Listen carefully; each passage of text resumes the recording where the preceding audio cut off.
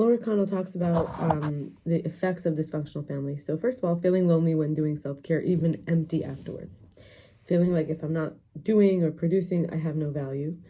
Having a hole that is skin deep having a hole that the skin deep stuff does not fill. It needs something deeper, richer. We have to train ourselves to receive that in a way that nourishes us and doesn't just leave us wanting more. A big part of this is getting to know ourselves and what we like, what satisfies us. There could be an inability to relax, which comes from neglect, because we were never told we did a good job, never coming home, never feeling satisfied at the end of the day. We don't know whether or when we've done enough, and it could lead to the binging at night, unable to shut down, mindless scrolling, staying up way too late, wanting this time for ourselves, but not knowing how to, not using it in a way that's fulfilling. A fear of feeling lazy, if it's connected to rejection.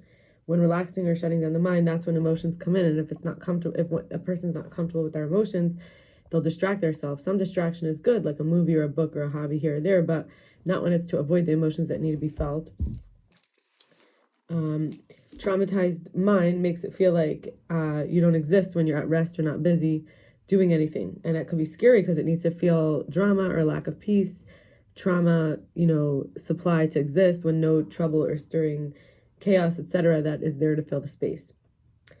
Isolation, or not feeling like I belong because I was powerless or helpless or stuck as a child, and it was betrayal by those that I specifically trusted and relied on. So that could mean that a person might become, by the way, when I say I mean you, he, she. This is from Lauren O'Connell.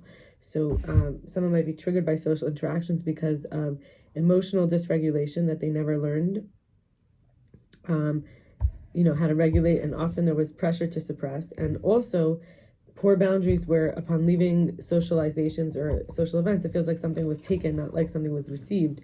Could feel depleted versus connected because of the undeveloped sense of self that the caregivers or the parents were supposed to hold a mirror up to us to show us who we are, our strengths and weaknesses, and encourage us, help us figure our way in the world. So it's more likely people will take advantage of you, like monopolizing the conversation. You're talked at, forced to listen, but not in offering information about the self, not even feeling you have the right to, or that anyone would care, and feeling resentful, unfulfilled, and violated.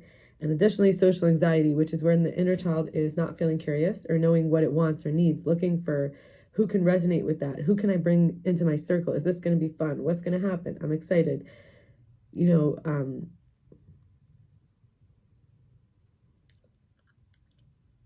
when going to socialize or a social event.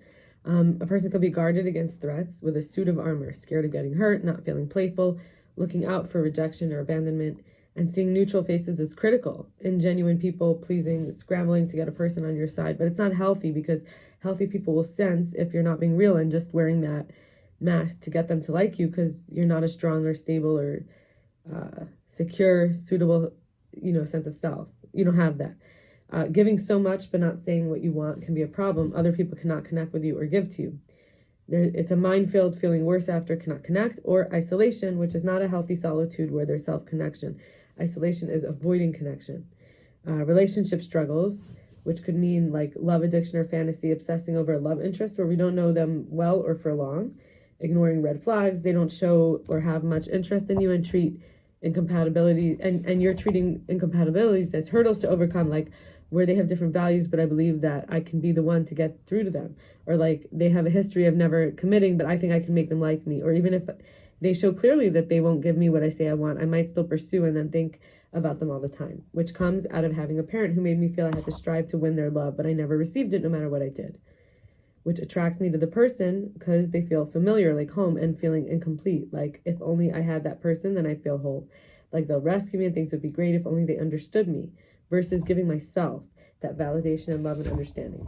There's a need to know the values, tolerance, and standards before entering into a relationship with someone else. What can I do or say to make them love me means my needs will not get met. Plus, the more they don't love me, the more I'll try to make them love me, like what happened with the parents. And so that's actually avoiding intimacy, even though I might say, it's them avoiding intimacy. It's like playing a trick on myself. By choosing that unavailable person, many times it involves both conscious and unconscious elements. I want to read that last bit again. We need to know our values. Two last pieces that, and then we'll continue. We need to know our values, tolerance and standards before entering into a relationship with someone else. So that means it's a relationship with the self. What can I say or do or be to make them love me means my needs won't get met. It means what can I make, right? The more they don't love me, the more I'll try to make them love me, like what happened with the parents. So that's actually avoiding intimacy, because even though I say they're avoiding intimacy, by choosing that unavailable person, many times it involves both unconscious and unconscious elements. I am then playing a trick on myself, putting them on the pedestal, putting qualities on them they don't even have, putting them above me, choosing the same person in a different body, that feeling that we're recreating the pattern versus breaking the pattern, being mirrored in the relationship where they don't give me what I need or want, and I cannot get I can't get away from them or tear myself from them, even though they're bad for me or maybe even abusing me. Healing trauma can reduce the disease, the addictions, the self-sabotage that literally takes years, even decades off of predicted lifespan. So this is very life-changing. Feeling like I'm not on my side, like I'm my own worst enemy, or yeah, that's well said. Okay. And then she talks about inner transformation versus that hypervigilant self-policing. It involves not just behavior modification, not just changing thoughts or shifting things externally, but it means becoming literally a different person and getting to the deep root of the issues and traumas, either on my own or with others who have done it. For example, positive mantras and affirmations might only work if you already have some sense of self-worth and some good feelings about yourself. Some parts of the healing journey involve learning the role of the nervous system and how it is regulated, learning how to set effective boundaries, cultivating self-compassion, self-forgiveness, and self-trust, dealing with family, estrangement, no contact, healing the inner child healing the inner child so one can be free and enjoy life, learning to advocate for oneself, honoring one's window of tolerance, reparenting oneself to receive what I needed from others, and identifying the dysfunctional rules, and ways of avoiding change or growth. And finally, releasing and accepting limitations of family. And I think it's a good place to stop, and wish you a good night. All the best. Bye.